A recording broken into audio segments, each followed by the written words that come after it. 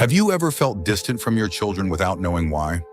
After a certain age, many older parents unintentionally cross lines that leave their children feeling frustrated, burdened, or even quietly resentful. And by the time we notice it, the silence, the shift in tone, or that tired look in their eyes has already taken root. But here's the thing. Living peacefully in later life isn't about bending over backward to please your family.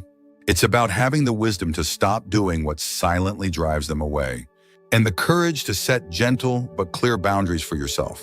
In today's video, we're going to walk through 7 things older parents should remember if they want to avoid resentment from their children and live their later years with dignity and calm.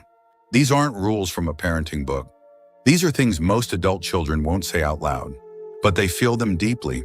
And if you've ever wanted to keep your family close without feeling like you've lost yourself in the process, this video is for you. Now let's begin. Number 1, the burden of constant complaints. There's something that happens with age that many of us don't even notice. Our tolerance wears thin. Our aches become daily companions. And without meaning to, we start talking more about what's wrong than what's right. We think we're just being real or telling it like it is, but to our children, especially those juggling their own lives, careers, kids, and health battles, it can feel like a wave they can never swim against. One that leaves them exhausted before they even arrive.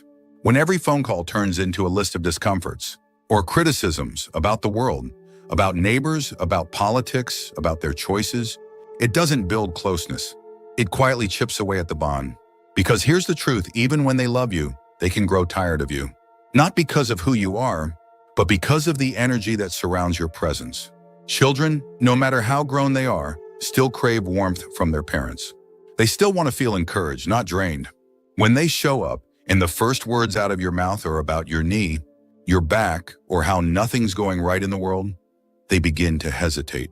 They still call, but less often. They still visit, but not for long. And eventually they stop asking how you are, not out of coldness, but out of self-preservation. Now, this doesn't mean you have to pretend life is perfect. You don't have to bottle up pain or pretend you're cheerful when you're not. But there's power in balance. Share your reality, yes, but wrap it in gratitude. Talk about your pain, but also talk about your hopes. Complain if you must, but end with something that makes your child feel like their visit lifted. You not just sat through another storm. A 71-year-old man I once knew, Frank, used to begin every conversation with a heavy sigh. Still alive, he'd say whenever someone asked how he was. Eventually, people stopped asking. Not because they didn't care, but because they didn't know how to carry that heaviness. Every time they checked in, after some reflection, Frank tried something different. He started saying, could be worse. Got to see the sun this morning. And just like that, his children started calling more often. Sometimes a small change in tone brings back the warmth you didn't realize had started to fade. Number 2, the expectation of constant attention. One of the most painful things we carry into old age, often without realizing it, is the belief that our children owe us their time. After all we've done, after all we've sacrificed, isn't it only right that they check in, often stop by regularly, and drop everything when we need them? That belief, while understandable, can quietly poison the relationship. The truth is, our children are not the same little ones who once clung to our legs and asked for our help at every step. They're adults now, fighting their own battles, carrying their own regrets, raising their own kids, or maybe dealing with struggles we don't even see. When we expect their constant presence, when we guilt them for not calling more often or not visiting enough, we turn love into a duty. And nothing pushes people away faster than obligation wrapped in guilt. It's not that they don't love us. It's not that they don't care. But life, especially these days, is more overwhelming than it looks. And if every interaction with us comes with a sense of, you should have been here, or you never call, then we become another stressor, not a source of comfort. They begin to avoid the calls, delay the visits, and distance themselves emotionally even when they show up physically. I remember Judith, a 75-year-old woman who lived alone after her husband passed. She adored her daughter, but every time they spoke, she led with, "So I guess you're too busy for your old mom again." Her daughter still visited, still cared, but she stopped sharing things, stopped staying long, stopped laughing like she used to. Judith didn't realize it at first, but the moment she changed her approach to, "I'm so happy you called. I love hearing your voice," everything shifted. Her daughter began opening up again, not out of duty, but out of joy. Here's the secret most people never say aloud. Love grows when it feels like a choice, not a responsibility. If we want our children to keep coming back, not just physically but emotionally, we have to make our presence feel like a soft place to land, not a stage for guilt.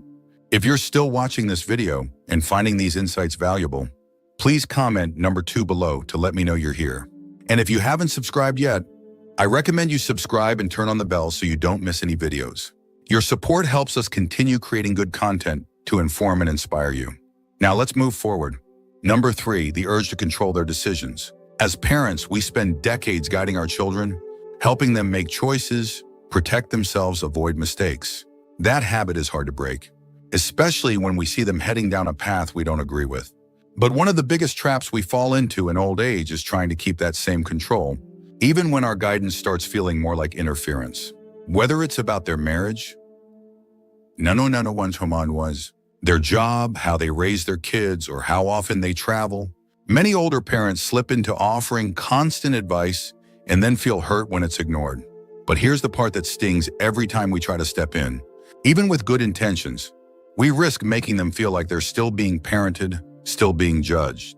Imagine how you'd feel if someone corrected your every move in your 70s. Frustrated, right? That's how they feel too. And the more we push, the more they pull away. Eventually, they stop asking for advice, not because they don't need it, but because they don't want the emotional weight that comes with it. I knew a man named Harold, 81, whose son was struggling financially. Every time they spoke, Harold tried to help by lecturing him about saving, criticizing his career choices, and bringing up his past mistakes. Eventually, the call stopped. Harold thought his son was ungrateful. But the real issue was this: his son didn't feel safe. He felt judged. When Harold finally shifted from "here's what you should do" to "how are you feeling about it?" the door cracked open again. That's all most people want, especially from their parents: to feel understood, to feel seen, not corrected. Being respected in old age doesn't come from being the loudest voice in the room. It comes from being the one who listens when no one else does. From asking questions, not giving orders. From standing beside, not above. And when your children feel that from you, that's when trust returns. That's when they bring their worries to you again, not out of habit, but out of genuine comfort. Number 4, the habit of keeping score. Keeping track of who did what, who called last, or who forgot your birthday might feel justified at first, but this quiet scorekeeping, this mental ledger of who owes what, often builds resentment faster than we realize. It turns loving relationships into quiet competitions, and it pushes our children away when we need them most. Some older adults think, I raised them. I sacrificed so much, the least they could do is call me more. And that thought alone, it can fester. It can turn every phone call into a silent measurement. That was only 5 minutes. They didn't ask how my doctor's visit went. Suddenly, nothing feels good enough, and the warmth in the relationship starts to disappear. The truth is, most grown children are overwhelmed. They're juggling careers, parenting, health, their own financial worries, and still trying to be there for you. When we frame their love as a debt they can never repay, we unintentionally make them feel like they're failing, even when they're trying. I remember a woman named Carol, 76, who used to jot down how often her daughter visited each month. She didn't show the list to anyone, but she knew it by heart. Every missed visit added to her disappointment.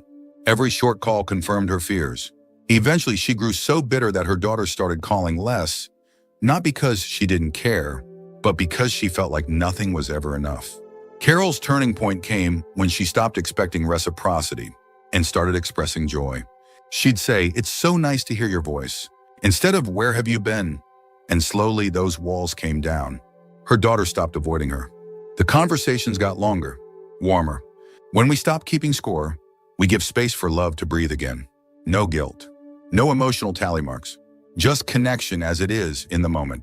If you're still watching this video and finding these insights valuable, please comment number 4 below to let me know you're here.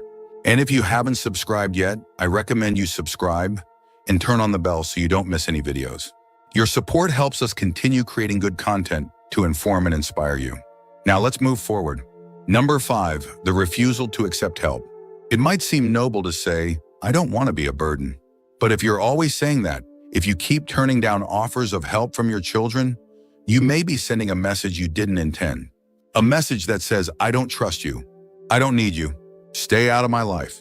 At first, they may respect it, but over time, it creates a wall. They start feeling useless around you, like their presence has no place in your world. And when a parent pushes away help long enough, children often stop offering. Not out of spite, but out of confusion, even hurt. There's also a deeper layer here.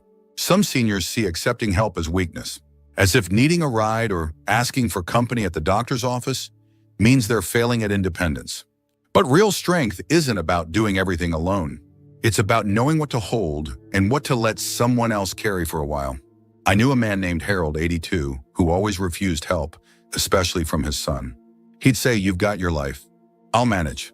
And so he did. Until the day he slipped on his front steps carrying groceries. He didn't break anything, but he bruised his pride more than his hip. That night he called his son, not to ask for anything, but just to talk. And for the first time in years, he said, "I think I could use a hand now and then." That small moment opened a door, not just for help, but for closeness. His son visited more, laughed more, stayed longer. All because Harold finally allowed it. You don't lose dignity by accepting care. You build connection. You show trust. And for your children, it becomes a chance to give back, not out of obligation, but out of love. Let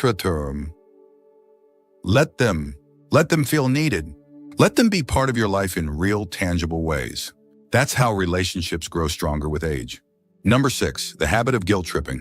One of the quickest ways to push your children away, without even realizing it, is to guilt trip them. It doesn't have to be loud or dramatic. Sometimes it's as subtle as a sigh when they leave, a quiet "you never call anymore," or a joke that lands more like a wound, "I guess I'm not important enough these days." You may not mean harm. You may just be expressing loneliness or missing them. But when guilt becomes the way you communicate your needs, it starts to wear them down. Guilt doesn't bring people closer, it makes them retreat. It turns love into duty and visits into obligations. And here's the thing, most adult children already carry guilt. Guilt about not doing enough, guilt about not visiting more, guilt about their own busy lives. When you add more on top of that, even in small ways, they start associating your presence with emotional weight. And no one, no matter how much they love you, wants to keep carrying that weight. But there's another way. Instead of saying "you never visit," try saying, "It makes my day when you come by." Instead of "you don't care anymore," say "I miss our time together." You're still being honest, but without the sting. You're inviting, not accusing. I once met a woman named Doris, 76, who used to complain constantly to her daughter about feeling forgotten. Her daughter would visit, but always seemed tense, like she was bracing for something. One day, Doris switched things up. She started thanking her daughter each time she came. She'd say, "I know you're busy, and it means so much that you still make time for me." The change was like flipping a light switch. Her daughter not only came more often, she stayed longer and smiled more. Gratitude creates space. Guilt closes it. If you're still watching this video and finding these insights valuable, please comment number 6 below to let me know you're here. And if you haven't subscribed yet, I recommend you subscribe and turn on the bell so you don't miss any videos. Your support helps us continue creating good content to inform and inspire you. Now let's move forward. Number 7, the refusal to respect their boundaries. One of the hardest shifts in aging is realizing that your children no longer need your guidance in the way they once did. And yet many parents, out of love, fear, or habit, keep stepping over the invisible lines that adult children quietly draw. It starts with questions that sound helpful but feel invasive. Why do you spend so much on that? Why don't you make him wear a coat? Is your husband working late again? They may seem like casual questions, but to an adult child, they can feel like surveillance, like judgment, like a slow erosion of independence.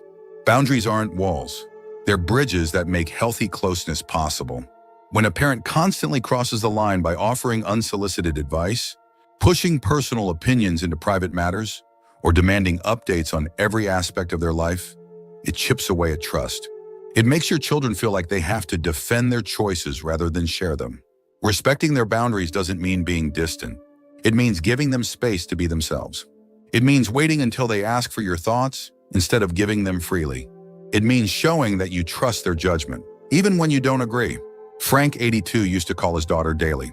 He'd ask questions about her kids' school, her husband's job, even her finances. Eventually, she started answering less. Frank didn't understand why, until a friend told him gently, "You're making her feel like a teenager again." That hit home, so he backed off. He started calling every few days instead of daily, And when he did, he'd begin with, "Do you have a minute to chat?" The change? She called him more. Being respected feels good. And when your children feel that from you, they come closer, not out of duty, but desire. Flotted von him. Final thoughts. Getting older doesn't mean becoming invisible, nor does it mean clinging tightly to the past. It means learning to evolve in the relationships that matter most. If you've ever wondered why the warmth between you and your children sometimes feels more distant than it used to, chances are it's not about love disappearing. It's about boundaries shifting and no one knowing quite how to talk about it. But now you do. These 7 reminders aren't just ways to avoid being resented. They're tools to bring peace back into your home, your conversations, and your heart. You don't have to walk on eggshells. You just have to stay aware, stay open, and stay kind. That's what truly connects us across generations. Thank you for joining us today. We'd love to hear from you. Leave a comment below and share one thing you learned today and how you plan to use it in your life. Your thoughts are important to us, so don't hesitate to share them. Reading your comments gives us great motivation and encouragement. If you enjoyed this video and found it helpful, please like, subscribe, and share. Your support helps us continue creating good content to inform and inspire you. Thanks for watching, and we look forward to seeing you in the next video.